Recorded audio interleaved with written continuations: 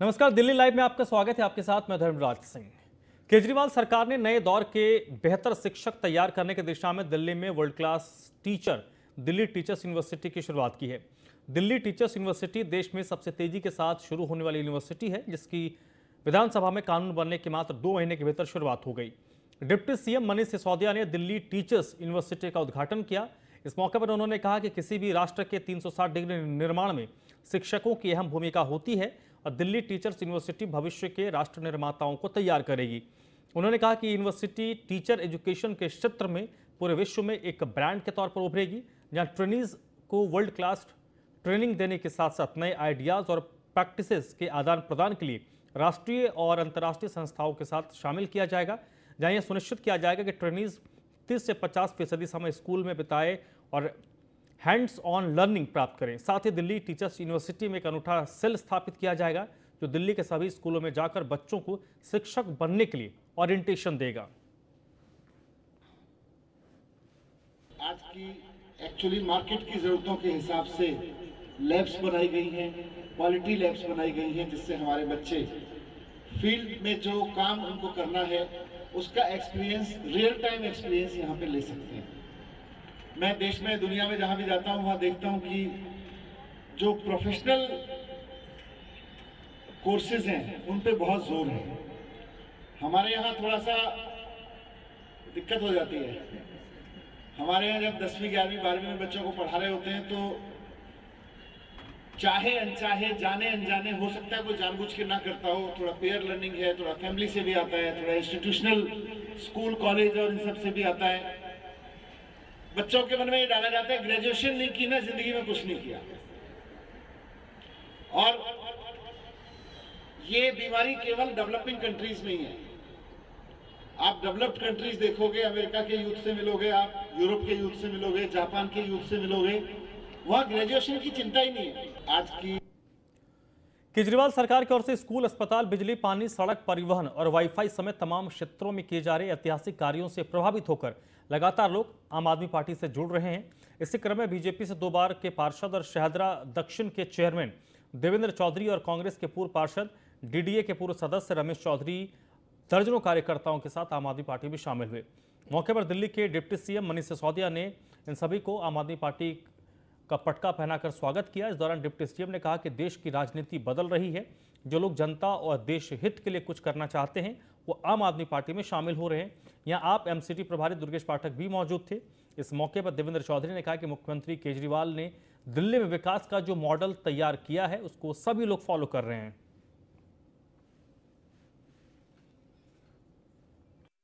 दिल्ली प्रदेश Bharatiya Janata party के जो आज हालात हैं वो किसी से छुपे नहीं है। वो शब्द माइक से बोलूंगा तो बहुत तूफान मच जाएगा, और तूफान इस पार्टी में लाइजनर टाइप के लोगों ने अपना कब्जा जमा लिया। जो जनता के बीच काम करते हैं, जो छोटे से छोटी बस्ती में जाके काम करते हैं, उन लोगों को मनीष जी और दुर्गेश पाठक भाई ने एक महत्व दिया है। मैं इस मंच से ये आप लोगों को आश्वस्त करता हूं कि क्षेत्र में कभी, जो आज मैंने आम आदमी पार्टी ज्वाइन की है, वहाँ क्षेत्र में आम आदमी का झंडा कभी नीचे नहीं होने दूंगा। जो पिछले 15 साल का शासन था उसको देखते हुए हमें सोचने के लिए मजबूर हो जाना पड़ता है कि हम जिस दिल्ली को इतना डेवलप करना चाहते हैं वहाँ एमसीडी में आके हम जीरो हो जाते हैं। आज दिल्ली जैसी जो हमारी राजधानी है उसके अंदर सफाई की व्यवस्था ले लीजिए, या आप नाली की बात कर लीजिए, या पार्कों के हालात की बात कर लीजिए, जो भी एमसीडी के अंदर आता है उन लोगों ने इस प्रकार से दुर्दशा कर रखी है कि आज हमारा पूरे हिंदुस्तान के अंदर भी कहीं नंबर नजर नहीं आता। दिल्ली के अंदर अरविंद केजरीवाल जी के नेतृत्व में जिस तरह से शानदार काम हुआ है, उससे प्रभावित होकर आम आदमी पार्टी का परिवार लगभग हर दिन बहुत अच्छे अच्छे लोग, बहुत प्रभावशाली लोग आम आदमी पार्टी के साथ जुड़ रहे हैं, और सबके मन में एक एक प्रण है कि दिल्ली को एक वर्ल्ड क्लास शहर बनाना है, एक ऐसा शहर बनाना है जिसके ऊपर हर दिल्ली वाले, पूरे देश का एक एक आदमी नाज करे, गर्व करे। सबको पता है कि जब तक एमसीडी अरविंद केजरीवाल जी के अंदर नहीं आएगी तब तक शायद दिल्ली का एक संपूर्ण विकास। करावल नगर विधानसभा क्षेत्र वार्ड नंबर 62 के भावी प्रत्याशी नरेश पाल ने आम आदमी पार्टी की उपलब्धियां गिनवाई। साथ ही एमसीडी शासित भारतीय जनता पार्टी पर नरेश पाल भावी प्रत्याशी ने आरोप लगाते हुए कहा कि एमसीडी पूरी तरीके से भ्रष्टाचार में लिप्त है, गरीबों को हर तरीके से लूटा जा रहा है, चाहे वो मकान बनाने की बात हो या फिर गरीब मजदूर रेहड़ी पटरी वालों की बात हो।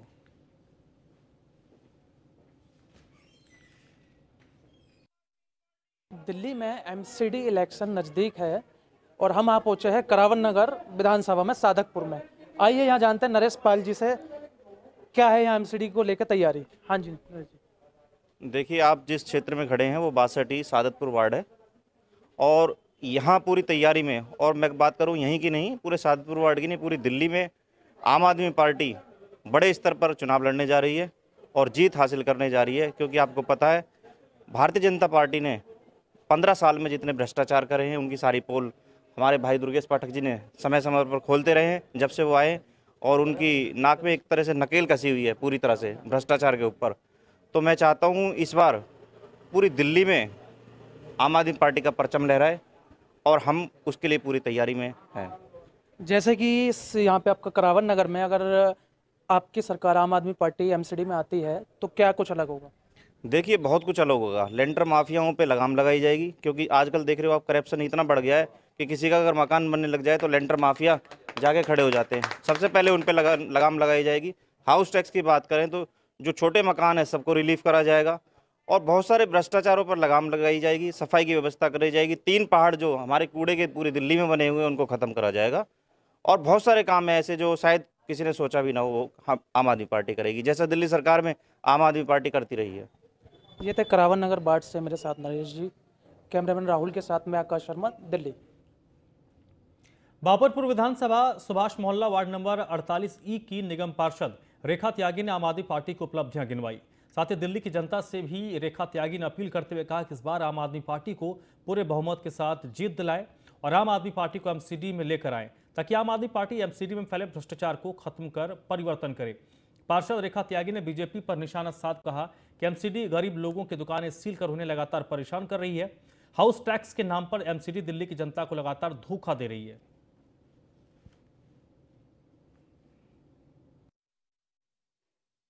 मिशन 2022 एमसीडी में भी केजरीवाल, इसी पर चर्चा करने के लिए हमारे साथ मौजूद हैं वार्ड नंबर 48E की निगम पार्षद रेखा त्यागी जी। आइए उनसे जानते हैं कि एमसीडी चुनाव को लेकर क्या तैयारियां चल रही हैं और एमसीडी में अगर आम आदमी पार्टी पूरे बहुमत के साथ आती है तो किस तरह से एमसीडी के अंदर परिवर्तन किया जाएगा। देखिए, मेहनत करना सब कार्यकर्ताओं का अपना अधिकार है, वो मेहनत कर रहे हैं, अपना सब धर्म निभा रहे हैं मेहनत करके। चुनाव में तो कार्यकर्ताओं का ही मेन रोल रहता है। तो एमसीडी में किस तरह का परिवर्तन? एमसीडी में जबरदस्त परिवर्तन आना है, क्योंकि दिल्ली के अंदर दिल्ली की जनता भाजपा के 15 साल के शासन से एमसीडी में परेशान हो चुकी है। तो अब पूरी तरीके से दिल्ली के लोग मन बनाए बैठे हैं कि भाजपा को बिल्कुल सिरे से नकारना है और आम आदमी पार्टी की एमसीडी के अंदर सरकार बनानी है। तो यही एमसीडी के अंदर आना है इस बार।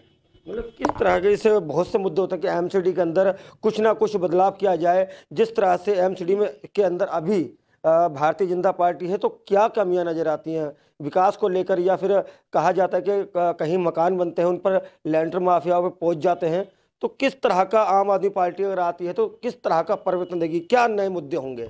देखिए, आम आदमी पार्टी को पहले दिल्ली के लोग लेकर आए एमसीडी के अंदर, और दिल्ली के लोगों को पता है कि जिस तरीके से आम आदमी पार्टी की दिल्ली में सरकार बनी, तभी से चाहे बिजली हो, पानी हो, स्कूल हो, अस्पताल हो, और चाहे लेबर हो, चाहे कोरोना काल में हर तरह से लोगों की मदद करने का काम ही हो, माननीय दिल्ली के चहेते मुख्यमंत्री अरविंद केजरीवाल जी ने दिल्ली के लोगों के हित में लगातार काम किए।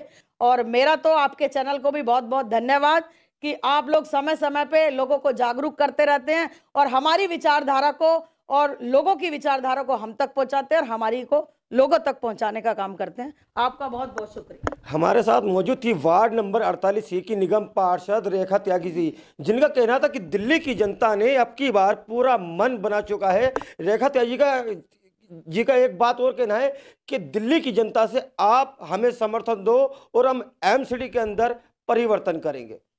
दिल्ली से शान मोहम्मद, न्यूज।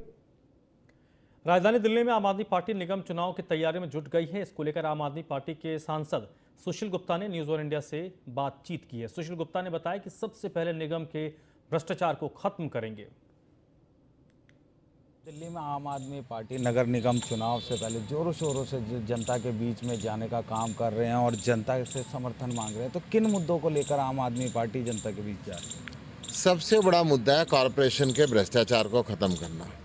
जिस प्रकार भारतीय जनता पार्टी के राज में कॉरपोरेशन जर्जर हालत में पहुंच चुके हैं, एम्प्लॉयज़ की सैलरी देने के पोजीशन में नहीं रहते, सारे दिल्ली के अंदर गंद इन्होंने फैला दिया है, रोडों की रिपेयर नहीं करते, रोड बनाने के नाम पे फाइलों में रोड बनाते हैं और पैसा खा जाते हैं। उस भ्रष्टाचार को ख़त्म करके एक सुशासन देने के लिए, दिल्ली की जनता की सुविधाओं का ध्यान रखने के लिए आम आदमी पार्टी इस एजेंडे को ले। सर, अगर तीनों निगमों में आम आदमी पार्टी की सरकार बनती है तो वो कौन सी तस्वीर होगी जो निगम में देखने को मिलेगी? सबसे पहले दिल्ली एक साफ़ सुथरा शहर रहेगा, दिल्ली में नालियों की सफाई रहेगी, दिल्ली में कॉरपोरेशन के जो स्कूल हैं उनकी हालत दिल्ली के सरकारी स्कूलों की तरह सुधारी जाएगी, दिल्ली के जो कॉरपोरेशन का हॉस्पिटल हैं उनको दिल्ली सरकार के हॉस्पिटलों की तरह बेहतर बनाया जाएगा, वहाँ के कर्मचारियों को समय पर वेतन मिले, उनका सम्मान हो, इस बात का ध्यान रखा जाएगा। और सबसे बड़ा जो भ्रष्टाचार इन्होंने फैला रखा है, पर लेंटर जो रुपया मांगते हैं, उस भ्रष्टाचार को ख़त्म किया जाएगा। दिल्ली के अंदर विज्ञापन की नीति को नियमित किया जाएगा और भ्रष्टाचार ख़त्म करके यहाँ पे एक अच्छे निगम को स्थापित किया जाए। सर, क्या दिल्ली में अगर आपकी पार्टी जीत के आती है तो क्या तीनों निगमों को एक करने पर भी विचार किया जा सकता है? देखिए, मैं इस विषय में कुछ नहीं कह सकता क्योंकि कॉरपोरेशन को मैं नहीं देख रहा हूँ, परंतु ये सरकार के लेवल का काम। अगर आपके नज़रिए से जाने तो जिस हिसाब से बदहाली से निगम गुजर रहा है तो क्या एक कर देना चाहिए? मैं फिर उस बात को दोहराऊंगा क्योंकि मैं निगम के कार्य को नहीं देख रहा हूँ, तो इसमें मेरा कुछ भी कहना उचित नहीं। बहुत बहुत शुक्रिया। ये थे हमारे साथ राज्यसभा सांसद सुशील गुप्ता। मैं कैमरामैन कुलदीप के साथ किरणपाल सिंह, दिल्ली। करोलबाग विधानसभा के देवनगर और पहाड़गंज में आज यहां के रहने वालों के लिए करोलबाग के विधायक विशेष रवि ने मोहल्ला क्लिनिक का उद्घाटन किया। करोलबाग के विधायक ने बताया कि लोगों को मोहल्ला क्लिनिक खुलने से बहुत फायदा होगा। 120 बीमारियों के मुफ्त टेस्ट किए जाएंगे। निगम चुनाव को लेकर पूछने पर बीजेपी पर निशाना साधते हुए कहा कि उनके पास कोई मुद्दा ही नहीं है। ये ऐसा मॉडल है जो न सिर्फ देश में बल्कि पूरे विश्व में मशहूर है। पूरी दुनिया में इस मॉडल की तारीफ है, जहाँ पर हमारे घर के नज़दीक में, हमारे मोहल्ले के अंदर ही हमें MBBS डॉक्टर मिलते हैं, दवाइयाँ मिलती हैं, लगभग 200 तरह की दवाइयाँ और लगभग 100-125 तरह के टेस्ट जो है यही क्लिनिक।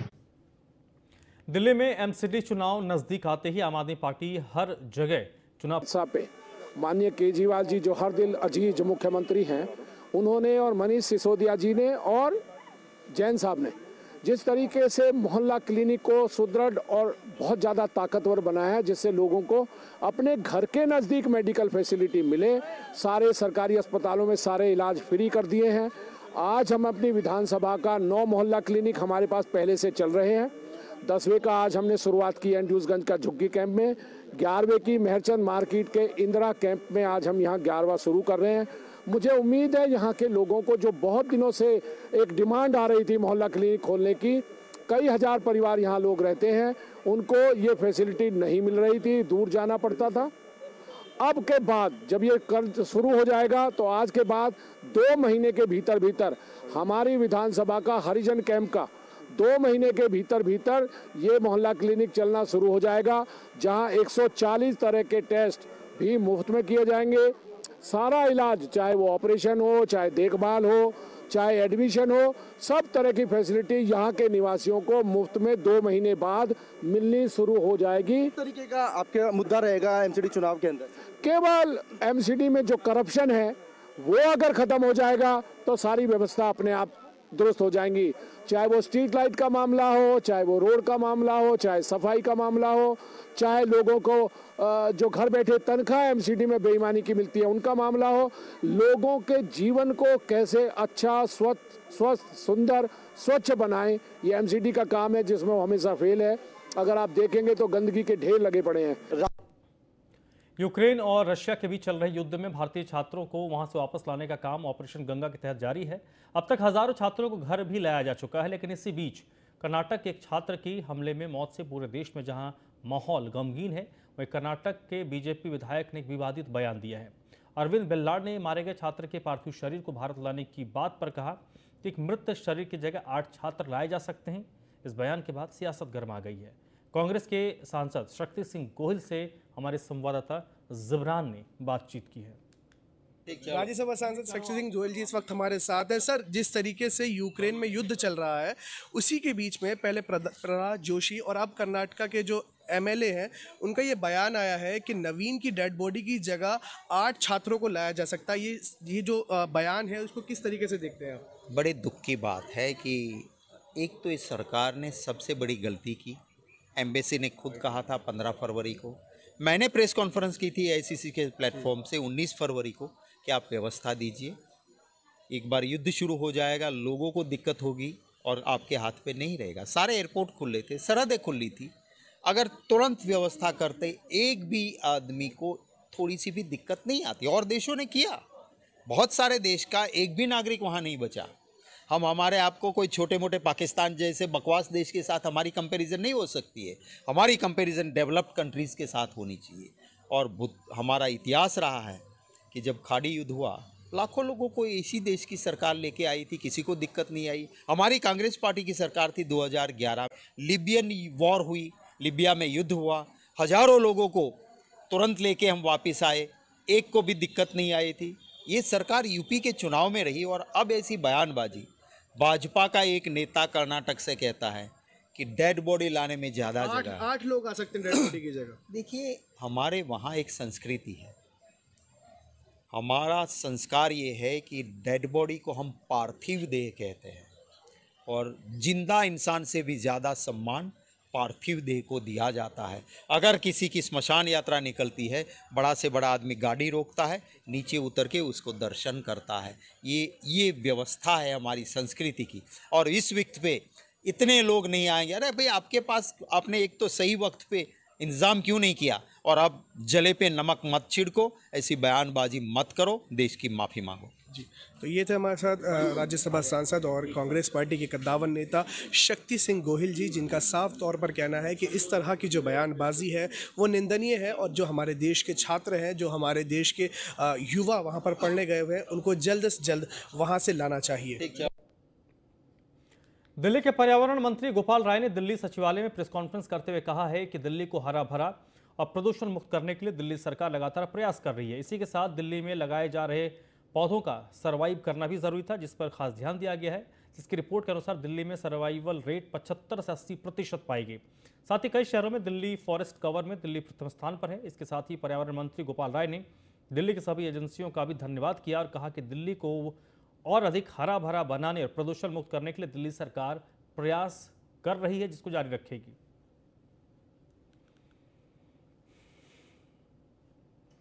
काफ़ी दिनों से ये बात उठ रही थी कि जो पौधे लगते हैं उनकी ऑडिट रिपोर्ट आनी चाहिए कि जितने पौधे लगते हैं उनका सर्वाइवल रेट क्या है, कितने पौधे हैं जो लगने के बाद जिंदा बचते हैं। क्योंकि हमने जो अभी आपको टारगेट बताया वो टारगेट जो हम वृक्षारोपण करते हैं ग्रीन बेल्ट बढ़ाने के लिए, उसके लिए हमने पिछले समय कोरोना काल से पहले ही फॉरेस्ट रिसर्च इंस्टीट्यूट देहरादून को फॉरेस्ट विभाग द्वारा जितने वृक्षारोपण होते हैं उनके ऑडिट करने के लिए हमने उनको काम सौंपा था, जो देहरादून की केंद्र सरकार की एजेंसी है। उन्होंने कोरोना काल के दौरान उस रिपोर्ट को आने में डिले हुआ, लेकिन जनवरी में वो रिपोर्ट उन्होंने सबमिट की है। उनको जो हमने ऑडिट के लिए दिया था वो 2016-17, 2017-18 और 2018-19 ये 3 वर्षों के ऑडिट के लिए उनको। उत्तर प्रदेश विधानसभा चुनाव में कांग्रेस पार्टी अपना खोया हुआ वजूद पाने की कोशिश में लगी है। वह प्रियंका गांधी की सक्रियता अन्य पार्टियों को काफी परेशान कर रही है। इस बीच प्रियंका गांधी वाड्रा के पति रॉबर्ट वाड्रा ने न्यूज़ वन इंडिया से बातचीत की है। ये विधानसभा के चुनाव चल रहे हैं, ऐसे में कांग्रेस पार्टी ने भी अब की बार उत्तर प्रदेश में दमखम के साथ लड़ाई लड़ी थी। प्रियंका गांधी वाड्रा खुद अब की बार उत्तर प्रदेश के दौरे पर थी और लगातार कांग्रेस को मजबूती प्रदान करने के लिए कई दावे और वादे उन्होंने किए। हमारे साथ बातचीत करने के लिए वो शख्सियत मौजूद हैं जो किसी परिचय के मोहताज नहीं है। हमारे साथ बातचीत करने के लिए रॉबर्ट वाड्रा जी मौजूद हैं। सर, कांग्रेस पार्टी अब की बार चुनावी मैदान में है, उत्तर प्रदेश में काफ़ी चर्चा कांग्रेस पार्टी की हो रही है। अब की बार क्या लगता है कांग्रेस पार्टी कितनी मजबूती के साथ चुनाव लड़ रही है? नमस्कार, मैं यही बोलूँगा कि नई उत्साह है, नया जोर है, नई खुशी है और सबसे ज़रूरी सुरक्षित माहौल है, क्योंकि प्रियंका वहाँ है महिलाओं के लिए।